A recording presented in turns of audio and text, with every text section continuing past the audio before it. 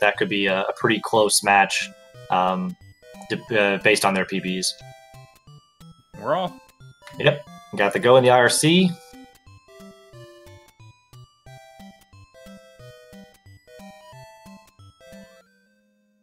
All right, let's see which route these players take. Yeah, this is always the first thing we want to see. Both going to.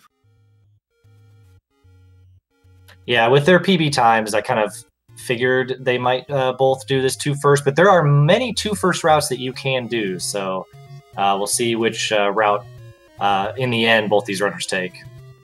Yeah. Yeah, the 3 first routing is... There are a lot of risks involved. Digshake was, talking to me about it. He's asking what he was saying. He was trying to do 3 first, and he kept running out of bombs, which is one of the 2 big issues of going 3 first.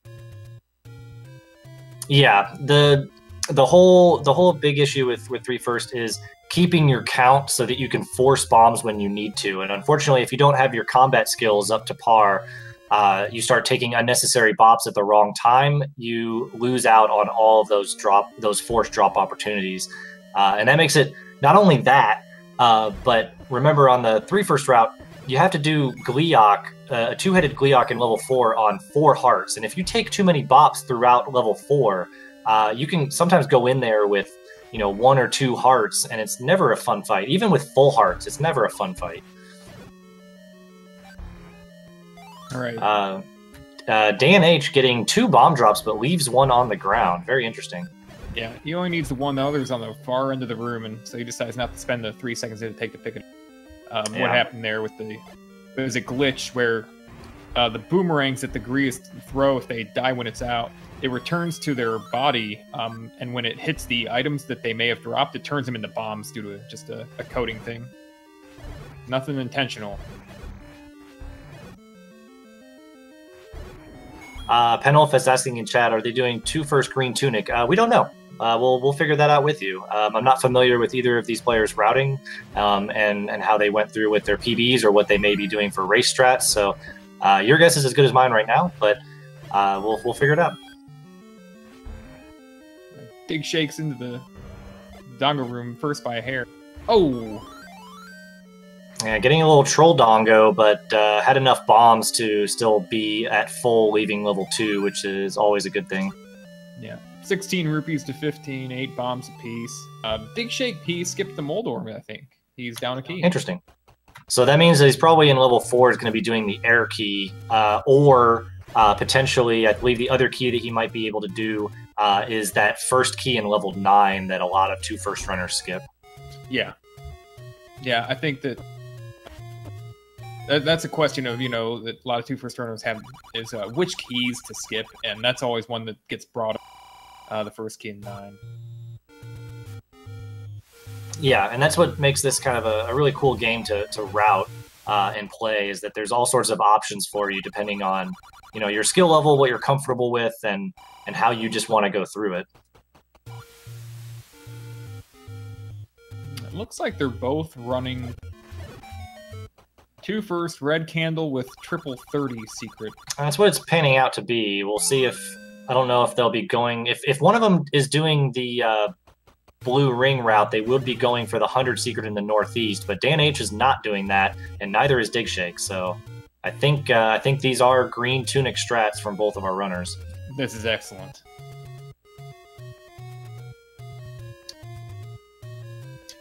Dan H, question in chat about the contrast. Dan H is playing on the Wii Virtual Console.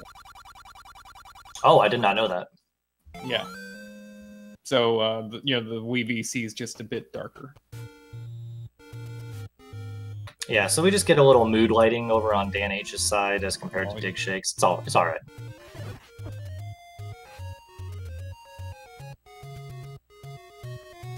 All right, so both our runners picking up their white sword, doubles their offense against all enemies, and we'll be heading towards level 1 on this route. Both walking to get there, not going for these screen scrolls. Digshake's at full health. Dan H is, he's not at a risk of death, but Digshake does have beam still, which may save him a little bit of time.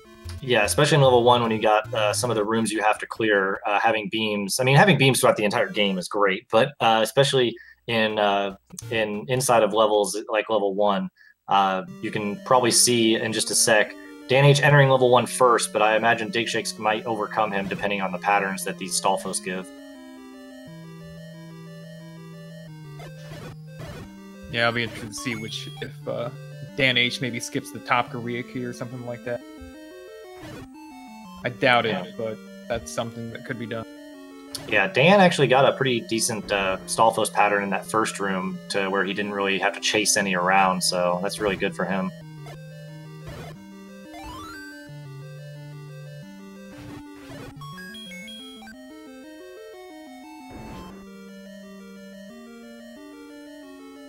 Nice. Digshake getting the double fairies. Yeah, he forced 3 drops in that room. First, a rupee that he'd stored up, heading up, and then and then 2 fairies by killing the 15th and 16th enemies at the same time. Yeah, both our players just right behind each other, picking up their bow. Required item for both level 6 boss and Ganon at the end.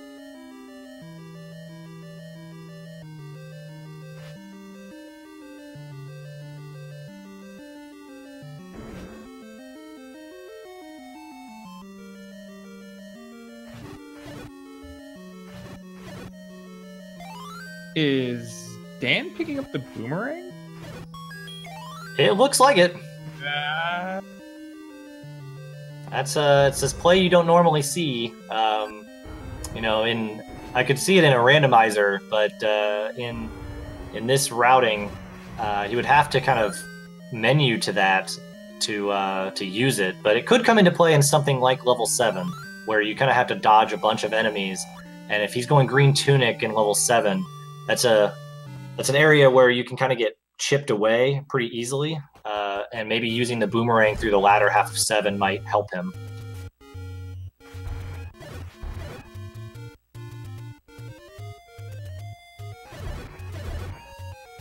So yeah, with Dan's detour to get the wooden boomerang, our runners are pretty synced up, only half a screen behind each other.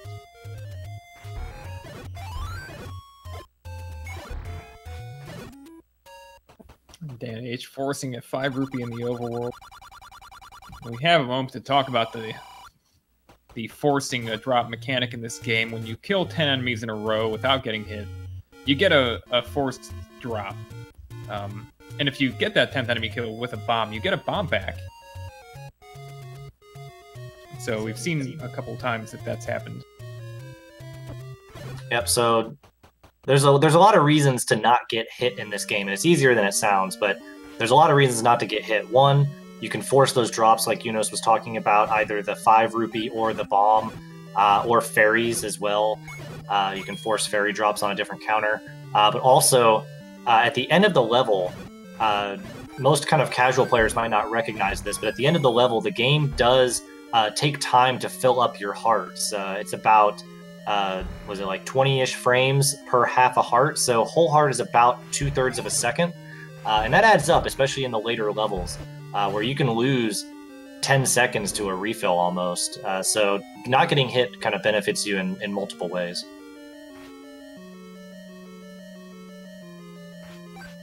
Yeah, both of our runners going through level 3. Doing level 3 at this point in the game is why the 2 first route is kind of an easier route. Not only do you have bombs already, you have more hearts, and you have a white sword to get through. So it makes it a lot easier than if you did 3 first, where you'd have the wooden sword only. You'd have to get bombs and only have 3 hearts. Look at that. We had a sync entering the stairway.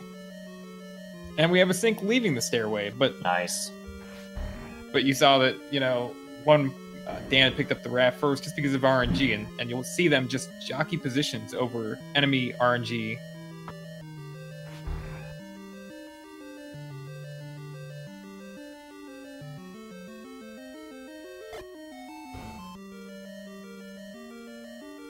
Digshake having a little trouble. Wanted to make sure that his bomb was placed correctly and not taking too much damage from those red dark nuts in there. So on to the most random boss in the game. no one gets a pass here. Yep, nobody got the great kill, but both cleaned it up pretty nicely. Digshake's going to be a little concerned right now, though. He's only got 2 bombs, and he's going to level 4 next, and you do need 2 bombs to complete, minimum 2 bombs to complete. So I wonder if he's going to try to farm some bombs or try to force his bomb or just kind of concede that he might leave with 0 bombs. Yeah, neither of them right now probably could tell what their force counter is at. So Digshake took a hit, which means he got a reset on that counter, which is probably the best thing that could happen, really. Besides him just getting a lucky bomb. Yeah, Dan H got the lucky bomb on the ground, filled up to the maximum 8 right now that he really didn't, quote-unquote, need. I feel like Digshake would have liked to have that on his side a little bit more.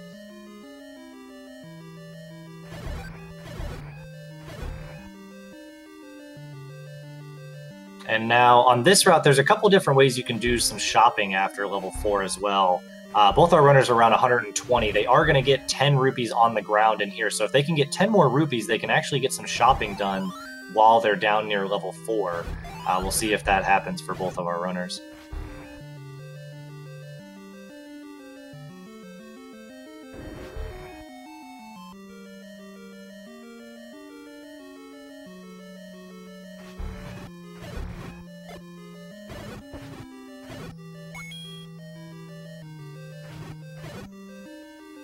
Nice. Digshake getting his force bomb. I believe that was a force bomb. So he's sitting really well on bombs to finish out level 4 and leave with some bombs in his pocket. Digshake's the first into the breakfast room.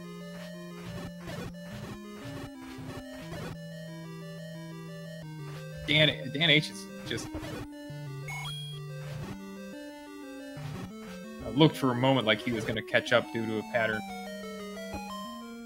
Yeah, both deciding not to use any bombs and just use that white sword now in here. Zols go down in 1 hit, and the leg likes take 5, I believe, with the white sword.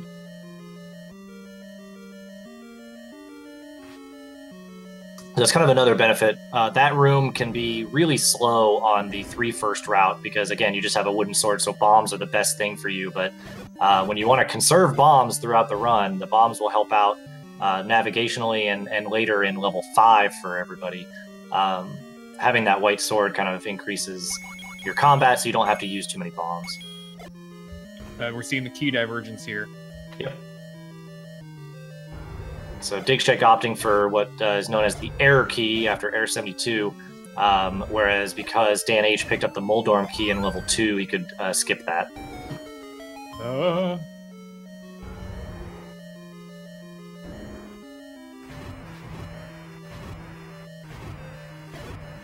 glad we didn't agree to take a shot or anything every time these guys were synced up.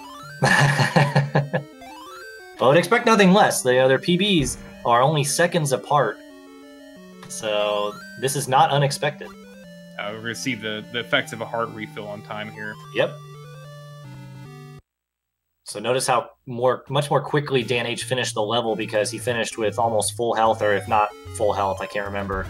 Whereas Digshake had to do a refill about halfway up. So yeah, there's the effects. Oh, Digshake's been trying to tap his controller for 5 seconds now. Oh my goodness. Digshake takes the lead though on the screen scroll. Both of them just having a heck of a time with that screen scroll.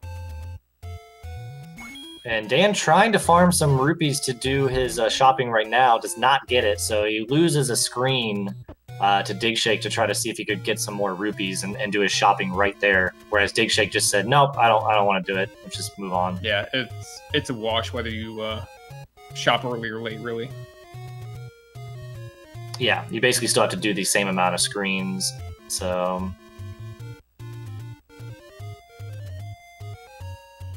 Lining up for this clip. Yep, going into world wrap, you want to explain that? Yeah, so, they're going to do a screen scroll here, and because the world is lined up, and, we view it as a rectangular grid, but actually the screens are lined up in a sequential order. What they've actually done is gone left 1 screen, which took them up 1 row and to the last screen on the next row up. Yeah, Digshake having a little trouble with the ladder clip on the coast. It could be a little tricky when you have to deal with the Zora on the kind of shooting the fireballs or spawning on top of you. So, and it is pixel perfect there. It leaves the bomb on the ground. That's no good. It is pixel perfect to do that raft clip. You got to get on the right pixel and then do the 1 frame tap in a perpendicular direction to move over. So it can be a little tricky with the Zora firing and spawning all on top of you.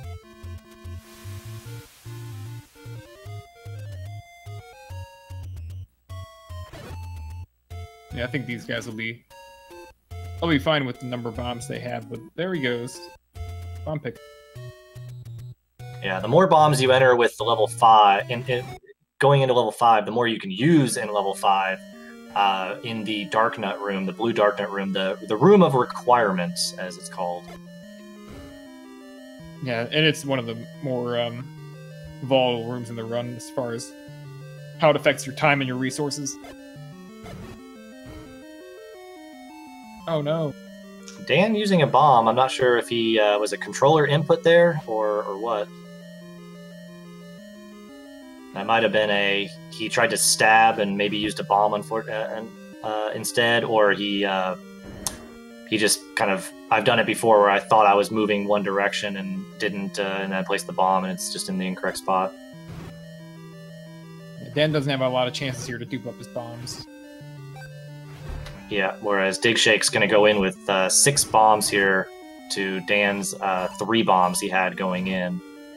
Yeah, and Dan's not going to be able to duplicate his bombs in this room. He has the choice of whether or not to use that last bomb. If he uses that last bomb, it means he'll have to do another menu later, which will cost him a couple seconds. Yeah, Digshake getting a nice bomb there on the Dark Nut. Yeah. Another good bomb, and Dan H does fine with the white sword, so he didn't need to use any. Yeah, another benefit of the white sword route here is that at this room, if you these Dark Nuts take 8 HP. This means 2 bombs or 4 hits of the white sword, as opposed to 8 hits with the wooden sword that you would do on the 3 first route. So makes this room a lot easier to get through when you have that white sword. Both of them will be able to pick up a bomb from Fort Gibdo the return. Oh, Dan H taking a lot of damage coming out of that room. Yeah, that room is very, can be tricky. It's very bad when you're already low on life. Then you can't take a hit. If you're high on life, at least you can afford to take a hit. Yep, Digshake having some issues of his own. There's some. Ooh, takes 2 bops on the way out as well.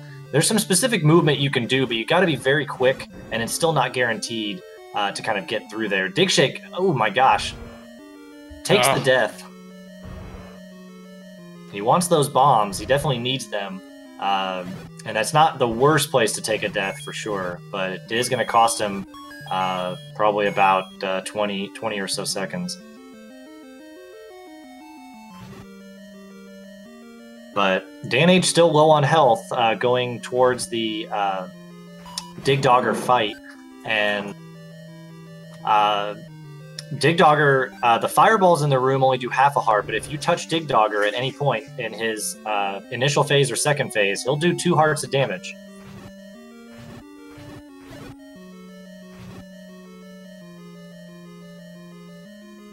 Yeah, it's easy to get displaced by the fireballs in this room. You don't want that to happen,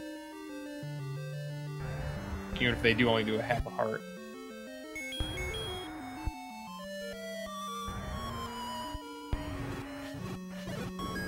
Nicely done. Yeah, and it's important that he didn't use sometimes people use 2 bombs on Dig Dogger there, but on this route, it's really important that you keep 7 bombs if you can coming out of level 5, because level 7 is a very bomb-heavy level to get through. You need 5 just to get through. On the route that we use, you need 5 just to get through the walls, but you also want 2 usually to get through a Dig Dogger that's in level 7 as well. So leaving with 7 bombs is pretty nice, because he can at least get through level 7 no problem. And Digshake here's on thin ice. He wants to be careful and not die. Yeah, and he's going to double bomb it here. Yeah, he's already in a situation where he can't get through level 7 without stopping for bombs anyway, so he might as well get through this level. Yeah, so it'll be interesting. He can't buy bombs. With the rupee count he has, he can't buy bombs, but there are bomb packs laying on the ground in level 7. So he has a choice. If he wants to try to go through level 7, either get lucky or force them in level 7, both of which are risky, or he's just going to pick up one of those, detour by a room or two, and pick up bombs that are going to be on the ground. Yeah, the normal procedure would be to try to get lucky, and if you don't get lucky by the red candle room, then you just clear out the blue Guerrilla room that's after the red candle.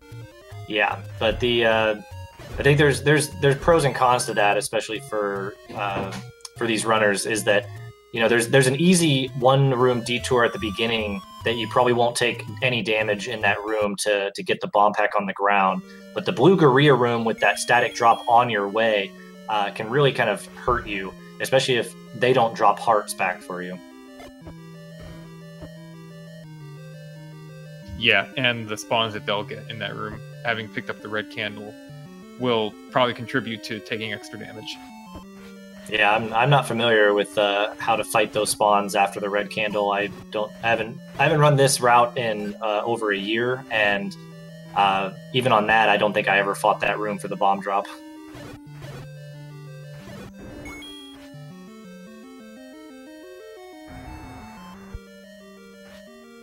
So yeah, Dan opting to just use his white sword through there.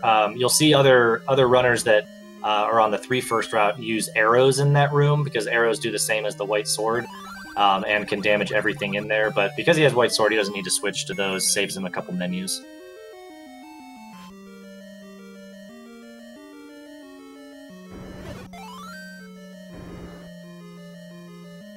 So yeah, with the death and some unfortunateness and level 5, we do see Dan getting a pretty decent sized lead. I'd say, I don't know, what did you say, Eunice? Maybe like 30 to 40 seconds?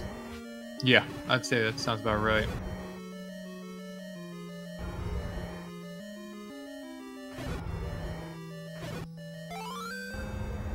Yep, Dan H picks up the red candle, and yeah, we can see that the level's already taken its toll. Dan's at 5 out of 11 hearts already. Yeah, and this is why forcing bombs in level 7 is difficult for any runner, just because these guys can just kind of chip away at you very easily. It's a good step through that room by Dan. I don't know how much of it was just luck that the Guerrillas didn't throw, but I believe that the way he moved did help him avoid. Dan opting to whistle first before bomb. Oh, that's why he picks up the boomerang. Very interesting. That does save him 2 bombs over what's, commonly done in that room.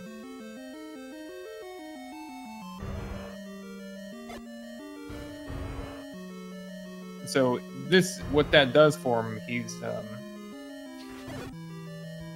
he saved 2 bombs. It means he's going to be able to use a bomb to speed up Aqua Menace if he wants to, or just enter 6 with another bomb and use it, have more bombs to spend there to speed up.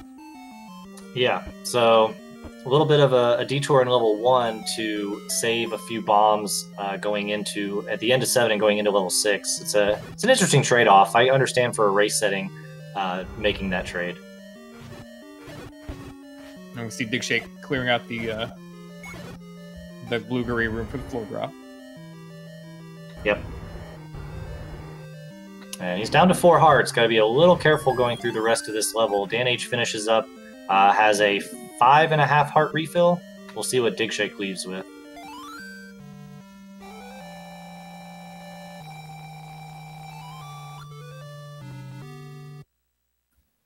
Yeah, most of the danger's over for digshake. The biggest danger now is just getting grabbed by Wallmaster. Yeah, don't ever do that. These spawns are the worst in level 7 when you get the red candle, so you gotta be very careful not to get bubbled. He gets bubbled, but that's an okay bubble. And now he's got room on the ground. There we go.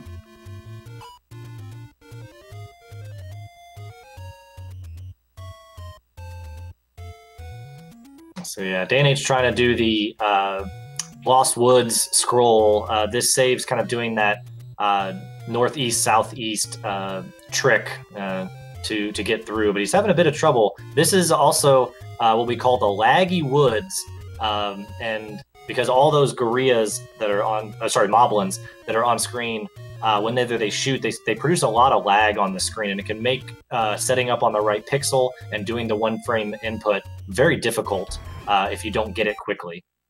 Yeah. I mean, what happens in a lag frame is the game has to take another frame to finish out the computation from the previous frame, and so basically what happens is you can hit that 1 frame input the only way to execute this clip, and it could just be eaten because you did it on a lag frame. Yeah, it's awful. Until you get really good at really quick on screen scrolling, that screen is just the worst. As we see digshake also having issues, and he says, "Nah, I'm just going to clear at least one of these guys. Maybe the lag will go down a bit." Yeah. I think the screen can still lag with 4, but definitely a lot less. Yeah. There we go. He gets it. So about very similar scrolling from both of our runners.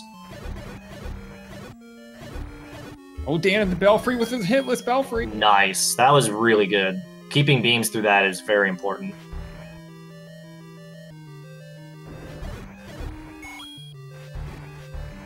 Oh, Dan's getting a great enemy pattern here, too. The bubble didn't chase. Yeah, that was a solid room.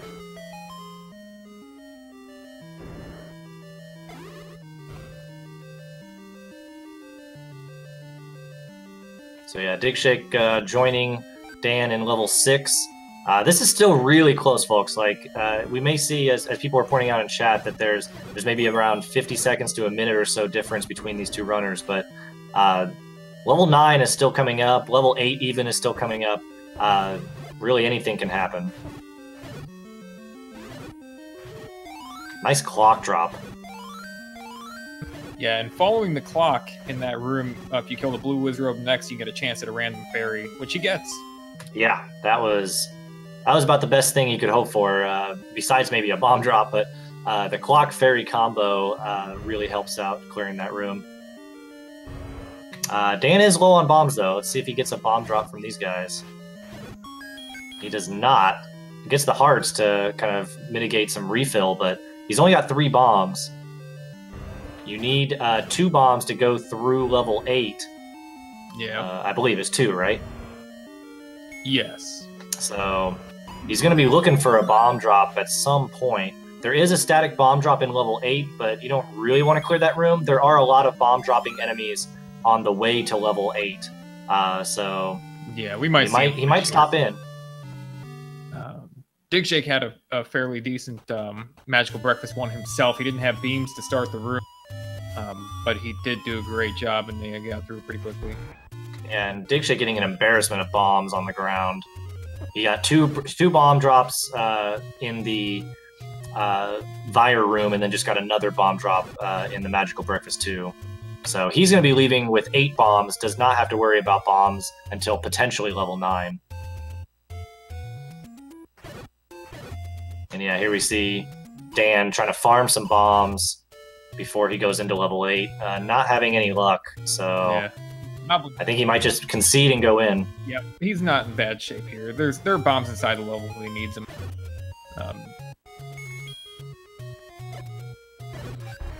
Going for he forces it. Yeah, keeping track of your counts always good. So we see a much bigger refill on digshake's side, so he's going to lose a little bit more time to Dan. Dan's got another bomb stored. Oh, just kidding. He got just the amount to get the fairy, or did he get hit? He didn't get hit first. I guess he got it. What had happened was, he rolled that bomb on the manhandler there as the door opened. I'm not even sure how he could get a fairy there unless that the roll just ended on 16 or something? Like, well, ended on 15. I mean, he just forced a bomb. So, yeah. It would have had to have been like a very small roll. Yeah, because it's every frame, right? So, right. 5 frames. Yeah, right. And that wasn't I don't think it was a 5-frame roll, but I don't know. Either way, it's funny. Yeah, but Dan clearing out both Blue Lagoon rooms very nicely. Has a lot of health But here he is. Well, he skips the bombs because he's got enough now to at least enter 9 and get going. Because he got that bomb drop. 1 right now. Takes a little bit of damage. Yeah, Dan H getting through level 8 very nicely with minimal damage. Digshake taking a decent chunk already, but we'll see how these blue Dark Nuts drop health.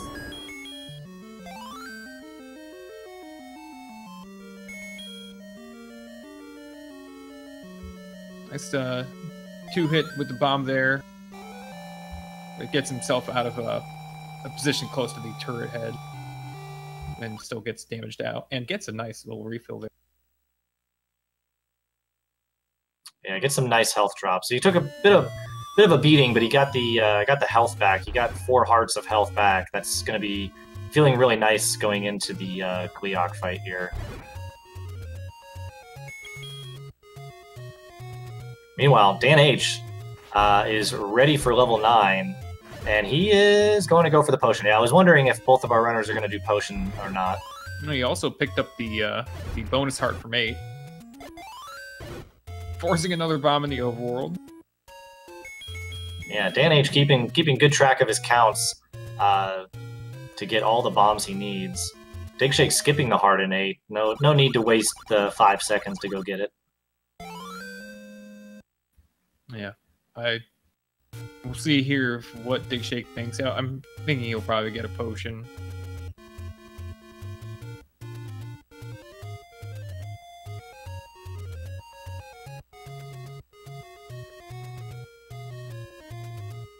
So I'll keep track on when these guys enter 9 to see exactly how far Digshake is behind.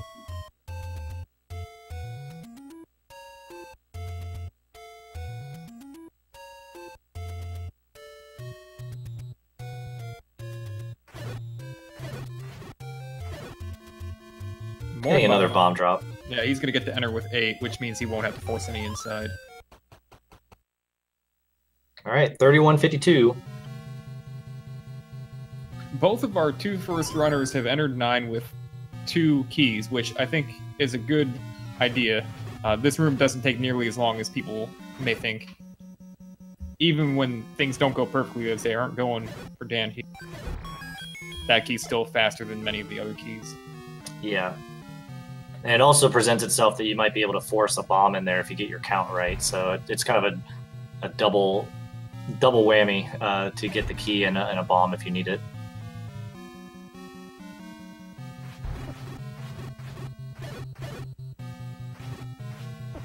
All right, 32-35. So a good 40-something seconds.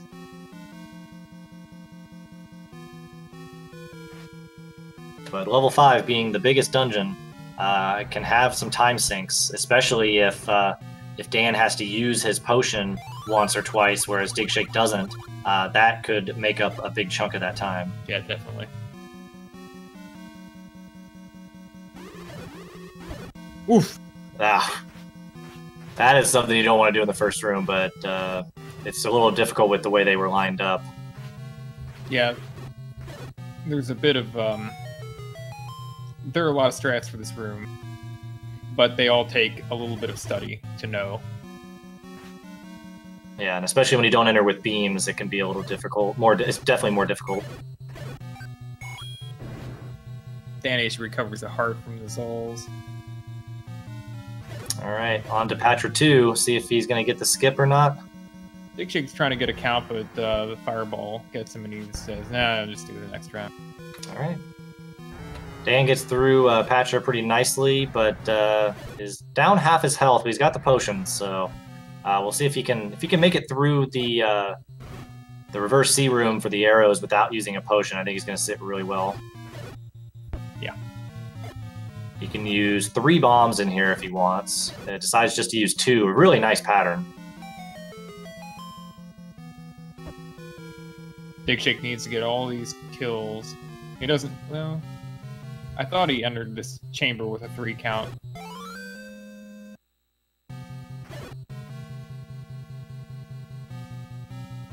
Uh-oh. think he killed one too many enemies than he wanted.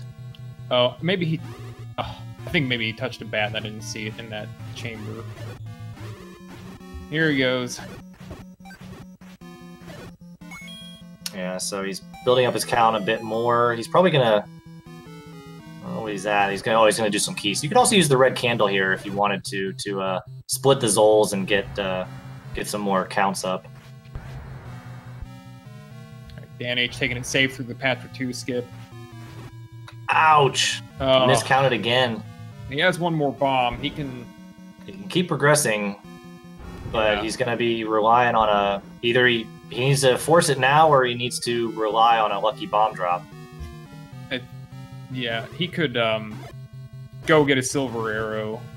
Well, he's not going to be able to come back with a bomb, though, if he does that. Yeah, exactly. But there are still,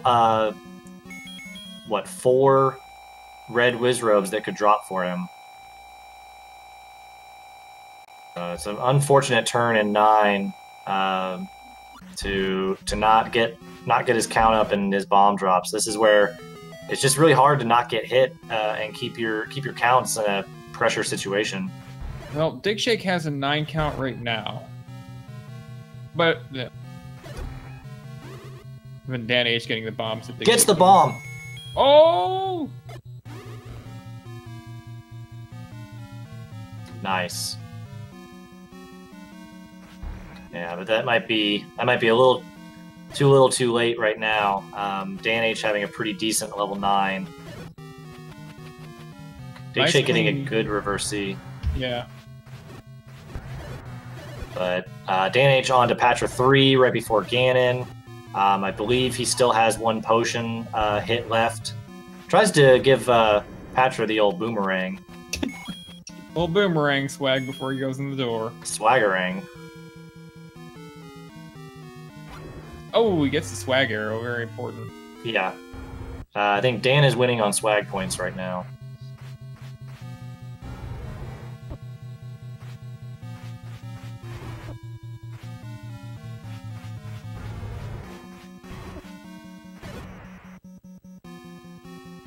And takes down Ganon, 4 hits. Really nice. Oh. Swag pose.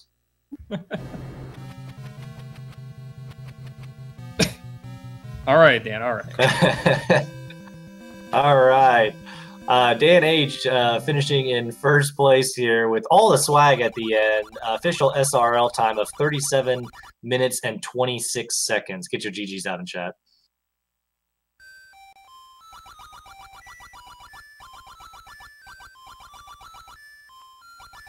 Yeah, unfortunately, Dan having a pretty smooth run overall. Never really ran into a ton of issues.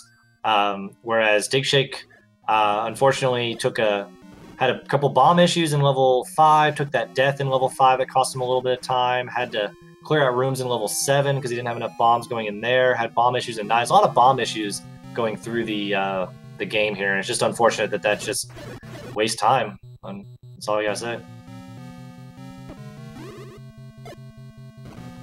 Digshake going to take the trap boost through the room because he got the orange Wizrobe on the left side of the diamond.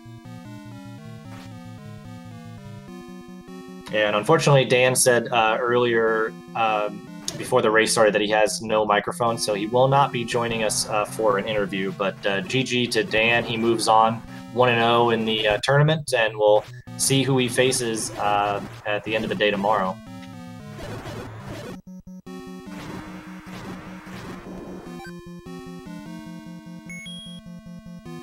An important heart there for Digshake, actually. Now he can actually take a Ganon hug if he wants to before he uses his potion. Yeah, it gives him a bit of a buffer here. Ooh. Not yet. Well, that's the... Yeah.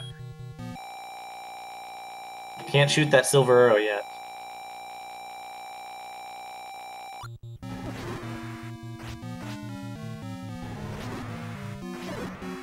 Alright, nice Ganon control there to know where he's going. Takes him down in the hits. 4 hits necessary, and Digshake will finish up this race with an official SRL time of 39 minutes and 27 seconds. All right, great race.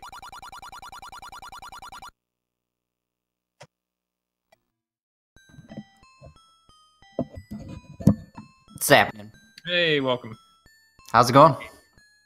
Thanks. I'm actually happy. I know I lost, but I feel like I did pretty well. So. Yeah, for what you were given with the bomb issues kind of throughout, basically for the middle and latter half of the game, I think you did really well to recover. It was just Dan had just a clean run. Not the one major mistake I made was right there at the end, miscounting my bomb drop in 9. But other than that, I feel like you know, that was the first run I've completed in probably 2 years, so that's not bad. No, that's pretty good. Yeah, that's not bad at all. And getting through, so yeah, that was good. Cool. Glad to hear Dan had a good run. No major issues. Yeah, you guys were synced up at many points. Yeah, it was just level 5, I think, where it took the biggest turn, where you took that slight death in level 5. He had a bit better recorder room, I think, and exited with more bombs than you. So he was maybe 20-ish seconds, 30 seconds maybe ahead, 20-ish ahead at that point. But then level 7, he didn't have to detour for any bombs, whereas you did. And then he had a pretty decent level 6 as well. And going into level 9, he was about 40 to 50 seconds ahead. And then level 9 made the biggest difference, of course. Yeah. I forgot about that death in 5, although of all the places to die in the run, that's a pretty good one. Yeah, that was not too unfortunate, but that did. You were pretty neck and neck until then, and then that was the 20 or so seconds right there. Yeah, you guys are both in the same situation, leaving the recorder room. I think even the same number of bombs, maybe, or just very close. But you know, is picking up that bomb from the Gibdo. You guys both took a bunch of bops in the diamond room on the exit, and then the Gibdo room just sealed it for you. And Dan managed to get through that without taking as many hits. It's very similar run up to that point. Yeah, I'm confused as to how I even took that many bops going through there. I mean, obviously it happened, but that was a little strange, I think. Need to practice that room, I guess. It's a tough room. Yeah, it's a tough room, depending on their patterns, to really get through. And yeah, unfortunately, just taking 2 bops at a time. I think you both took 2 or 3 bops in the Darknet room, Diamond Staircase, before leaving, so it adds up. Yep. But anyways, I don't know if I have too much to say for this race. It was it lived up to the expectations. I mean, this is a pretty close time. Even being separated by 2 minutes in this game is still pretty close. Yeah, if I got that bomb drop when I wanted it, it would have been a lot closer. So yeah, thank God for that lucky bomb from the Wizrobe. Yeah, we were wondering what you were going to do at that point. I think Eunice actually pointed out you had a 9. Basically, after the Patra, you had a 9 count if you needed it, and you killed the Keese in the stair room, and we were like, no. I didn't trust my counting skills at that point because I clearly miscounted just prior to that. So yeah, no, I understood why at that point we just already had counting issues, and it's just like whatever. But you got the drop, which is great. I was accepting my fate at that point. If I got a bomb, then cool. If not, then I don't know what I would have done. I guess left. Yeah. Dan H. Yeah. The one thing he did that was definitely different is that he picked up the banana, the regular boomerang in level 1, and the only time he used it was in level 7 against the Dig Dogger. He blew the recorder, switched to the boomerang, and stunned all 3 of them, and just whacked them down with a sword, which saves 2 bombs. Interesting. That's a pretty cool strat. I have not seen that before. Yeah, it's a good safety if you didn't get enough bombs, especially on this route where you do level 7 after level 5. Sometimes you don't leave there with enough bombs, and so it's a good race strategy, I feel, to do that. Yeah, I might have to give that a look. So, anyways, I think that's it for our race today. Eunice, do you have the schedule up, or should I pull that up to see about the rest of the schedule for this tournament? Had it up. You had it? All right, well, while Eunice is getting that schedule in the background. We do have quite a bit of matches coming up to finish off round 1 later today and tomorrow. By the end of tomorrow, we will be concluding round 1 and moving into round 2. Dan H moving into the 1-0 group, Digshake moving into the 0-1 group. But still, we got 4 more weeks of any % no Up+A Zelda action coming at you. So take a look at the schedule that is posted. I believe Speed Gaming just put in the bracket and the challenge page. The schedule can be found on there for everybody. Yeah, we have tonight on Speed Gaming at 7 p.m. Eastern Time is a 4-way race where we'll have Breasticle versus JLo and Error 72 versus Tetrali, and in the same restream. Nice. 7 o'clock also will be Cantaloupe. I think he's doing a solo run because his opponent forfeited, but we need his time for the scoring. Those are the 3 matches we have for tonight in Zelda 1 No Up+A tournament. Nice. And then tomorrow? Tomorrow we have at 4 p.m. Eastern Time, Justin Man versus Adirondack Rick. That should be a close match. Those guys are pretty evenly matched up. And King Doll versus RKC will be happening an hour after that on Speed Gaming. LAC will be happening an hour after that on Speed Gaming. So, we've got races at 4, 5, 6, and then at 8:30 is Saver versus Lalso. Nice. So, yeah, great action coming at you later today and tomorrow on Speed Gaming and some other channels. So, for me, Random Effect here. Thank you for watching. Thank you for tuning in. Thank you for our background restream Feasel. And we'll catch you guys later.